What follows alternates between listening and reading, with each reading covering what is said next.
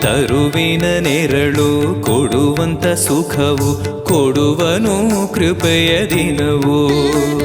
ಸ್ಥಿರ ಇರುವ ಮನ ಎನಗಿರಲಿ, ಶರಣಾಗತಿ ಎಂದು ಬರಲಿ.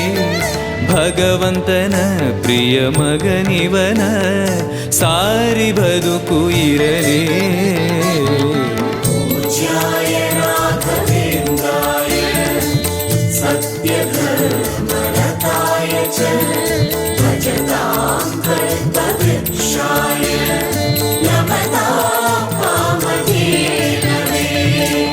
ಆಲಯವೆಂದರೆ ಮಂತ್ರಾಲಯವೇ, ಬೇರೆ ನಾ ಅರಿಯಲಾರೆ.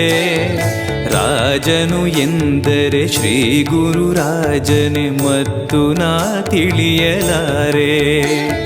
ಆಲಯವೆಂದರೆ